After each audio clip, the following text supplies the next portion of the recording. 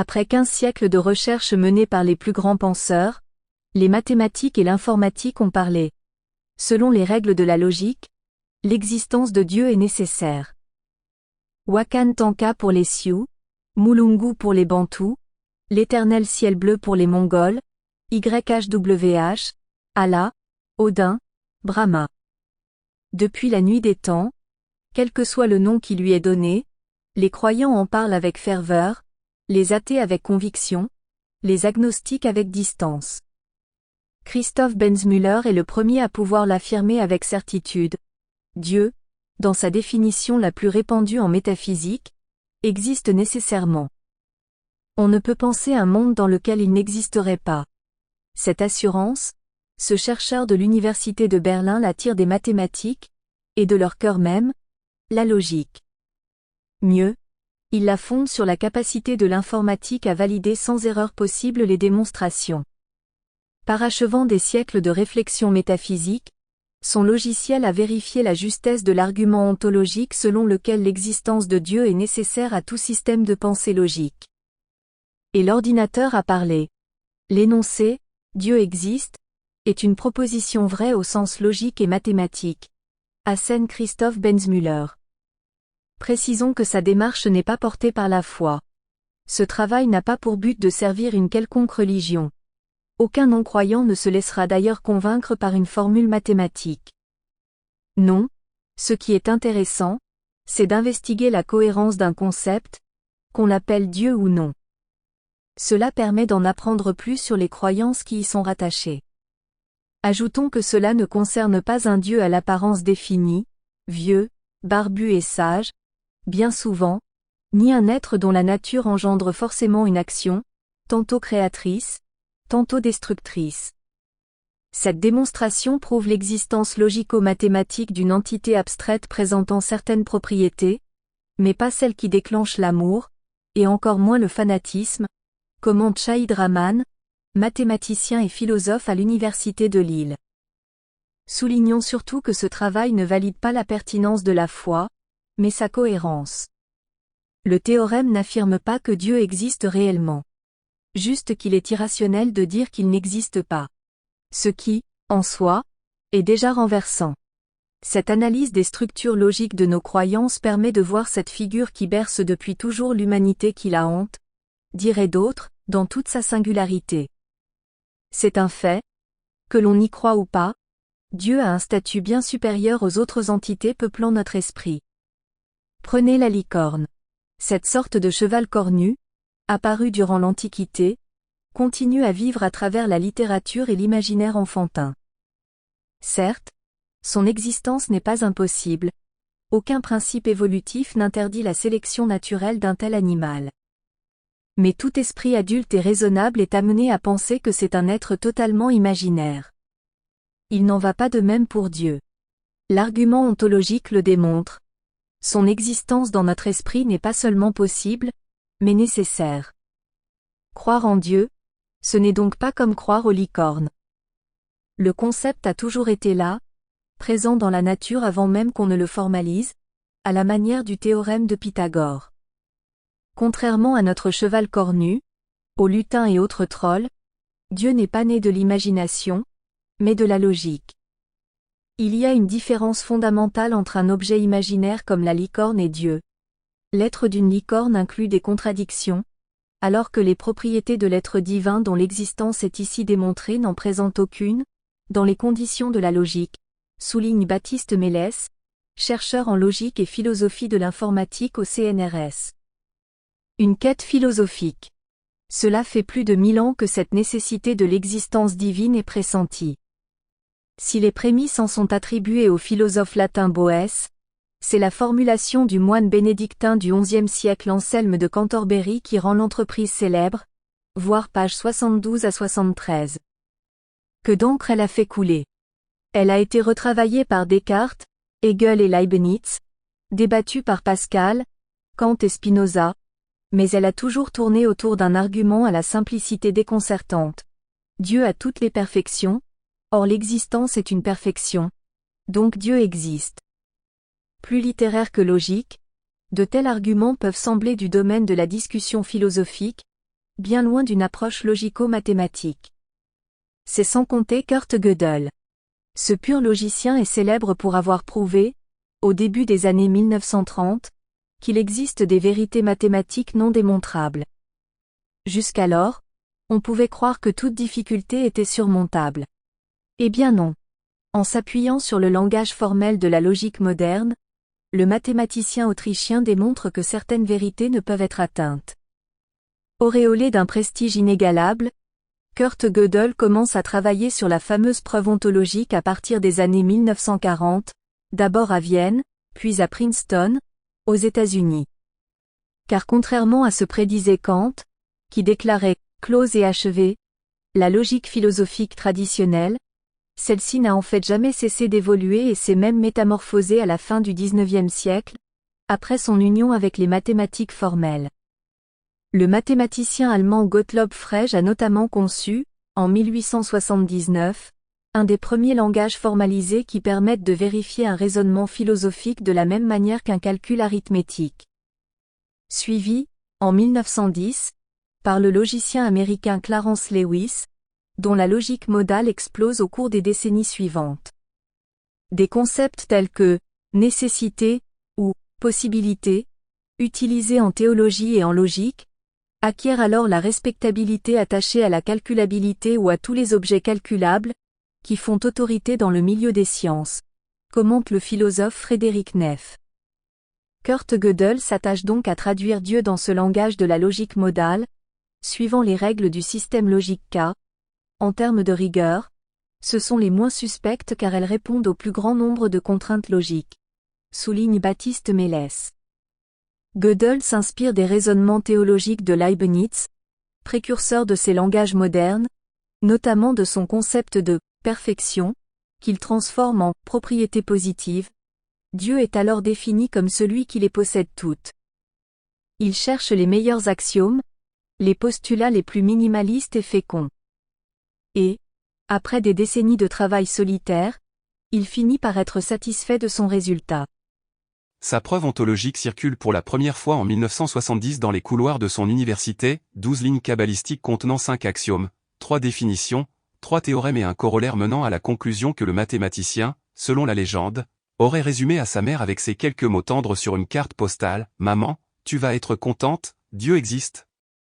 Cette démonstration sera publiée officiellement en 1987, 9 ans après sa mort. Un logiciel infaillible. Sauf qu'elle n'a pas mis fin à l'interminable débat commencé 15 siècles plus tôt. Si simple, concise et élégante soit-elle, elle a été âprement mise en doute et même modifiée par différents logiciens, en particulier sur le choix des axiomes, mais aussi l'exactitude de la preuve. C'est que, en logique, chaque étape apporte quantité de sous-problèmes plus complexes les uns que les autres. De nombreuses théories manquent de précision, pointe Christoph Benzmüller. Car une hypothèse repose en grande partie sur l'intuition du chercheur. Et à l'époque de Gödel, certaines vérifications exigeaient un temps et une méthode encore hors de portée. Comme un nouveau pied de nez de la part d'une entité qui semble devoir rester inaccessible, le débat paraissait condamné à s'éterniser. C'est là qu'interviennent les travaux de Christoph Benzmüller, spécialiste des outils de vérification automatique des preuves mathématiques. Ces logiciels qui permettent de valider chacune des étapes des raisonnements sont devenus ultra puissants. Grâce aux outils informatiques, nous pouvons vérifier la cohérence d'une proposition logique en très peu de temps, acquiesce le chercheur. À la croisée de la logique traditionnelle, des mathématiques et de l'informatique, le chercheur trace avec Edward Zalta, de l'université Stanford, les contours d'une nouvelle discipline, la métaphysique computationnelle, une première étape dans la construction d'une interface entre systèmes informatiques et concepts métaphysiques. En 2013, son logiciel, Leo 2, est fin prêt. Le rêve du philosophe allemand Gottfried Wilhelm Leibniz de faire de la logique un calcul algorithmique mécaniquement décidable n'est plus hors de portée. Et quel meilleur baptême que de se confronter au plus métaphysique de tous les concepts ? La mort du libre arbitre. Le chercheur commence par encoder dans son logiciel la preuve ontologique de Gödel, dans sa forme symbolique telle qu'elle est présentée sur le manuscrit d'origine. Il appuie sur une touche et, en quelques secondes, Le résultat tombe. Gödel s'est trompé. Le théorème est inconsistant, les axiomes ne tiennent pas, la conclusion, Dieu existe, n'est pas valide. Stupéfaction. Pas un seul des nombreux philosophes, logiciens et mathématiciens qui avaient pourtant décortiqué le travail originel de Gödel n'avait décelé cette faille. La machine vient pallier les limites de l'humain qui ne peut pas opérer autant de calculs, avoue Jan Schmidt, philosophe à l'université Paris-Panthéon-Sorbonne. Mais pas de panique. Au cours de l'histoire, plusieurs chercheurs ont légèrement reformulé le théorème de Gödel. En particulier Dana Scott, à qui le logicien avait permis de recopier sa démonstration de son vivant, et qui avait opéré un minuscule changement dans la 8e ligne. Avec son confrère Bruno Wolzenlögel-Paléo, Christoph Benzmüller insère ces quelques symboles dans Léo II, qui valide la démonstration de l'existence nécessaire de Dieu. Gödel s'était à peine trompé. Dans la foulée, le logiciel détecte un problème, déjà relevé par certains logiciens. La version de Dana Scott est juste, mais elle implique un effondrement modal. C'est-à-dire qu'elle demande d'accepter que tout ce qui existe nécessairement, que tout n'est que fatalité. Si vous possédez un vélo rouge, il ne pouvait en être autrement, jamais vous n'auriez pu posséder un vélo bleu à la place. Toute la subtilité de la logique modale, qui distingue le possible du nécessaire, s'écroule. Bref, Dieu existe, oui, mais pas le libre arbitre. Une telle conclusion ne convient pas à Christoph Benzmüller. Certains chercheurs pensent que Gödel était satisfait de cet effondrement modal. Mais il me paraît incohérent d'utiliser un certain type de logique pour prouver un raisonnement, et d'admettre avec sa conclusion que cette même logique s'effondre. Guillemets doubles. Au final, seul l'humain décide. Le logicien se penche alors sur deux variantes de la théorie de Gödel.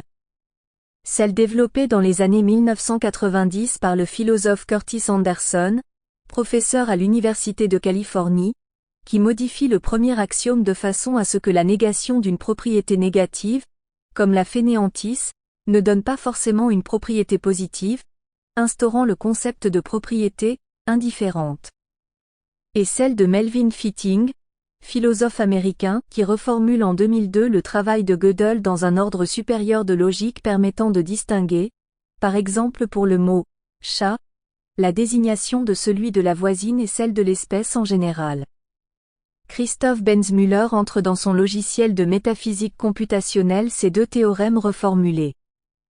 Et le résultat, publié il y a 2 ans, est sans équivoque.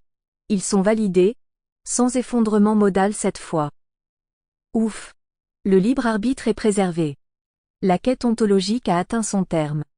Mais justement, en parlant de libre arbitre, que faire d'une telle vérité? Ne reste-t-il plus qu'à admettre l'existence de ce Dieu logico-computationnel, non pas par foi, mais par raison? Il faut prendre ce travail hors norme avec un peu de distance, prévient Gérard Huette, logicien à l'INRIA. Dieu existe, on en a une preuve. C'est effectivement la conclusion de Gödel.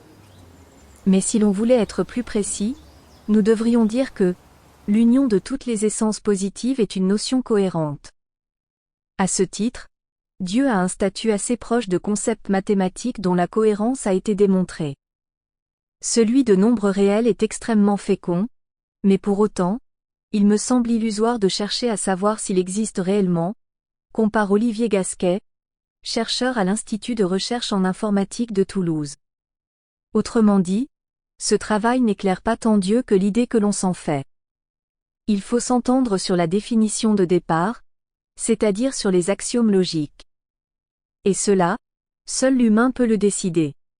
L'ordinateur ne peut pas, seul, aboutir à l'existence de Dieu. Pointe Shahid Rahman.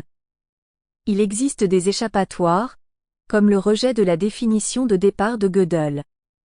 On peut ne pas être d'accord avec la proposition, l'existence nécessaire est une propriété positive. Sans elle, Dieu disparaît. Mais le contraire est aussi possible, sourit Christoph Benzmüller. Si quelqu'un de profondément athée acceptait les axiomes et la logique, il serait irrationnel de sa part de ne pas en admettre la conclusion. Les anthropologues, les neurologues, les psychologues avaient déjà avancé leurs arguments expliquant pourquoi l'humain est un animal de foi. C'est d'ailleurs le seul, voir page 74. Ce travail de métaphysique computationnelle complète le tableau. Non pas que ce soit suivant un raisonnement conscient que les humains aient accédé à cette entité surplombant le monde de sa perfection. Mais la foi, et son incroyable universalité, a pu être influencée par cette nécessité de l'existence divine, inscrite dans la logique de la pensée. Je pense en effet que ça a pu jouer un grand rôle, confirme Christoph Benzmüller. La cohérence d'un concept peut faciliter le fait d'y adhérer, même de façon inconsciente. Comme si parler, raisonner, c'était déjà faire exister Dieu. C'était déjà un peu y croire. Plus de 6 humains sur 7 sont croyants. Judaïsme, il se fonde sur un Dieu unique, omniscient, omnipotent, omniprésent, YHWH. Christianisme, il transforme le Dieu des Juifs en une trinité. Le Père, le Fils et le Saint-Esprit. Islam, il revient à un Dieu indivisible, Allah, dont la révélation s'accomplit dans le Coran. Religion dharmique, le Brahman et le Dharma sont des principes qui peuvent s'incarner en déité. Autre religion, l'animisme et le culte des ancêtres restent très présents dans de nombreuses sociétés. Sans religion, les athées refusent de croire en un Dieu. Les agnostiques, eux, ne se prononcent pas.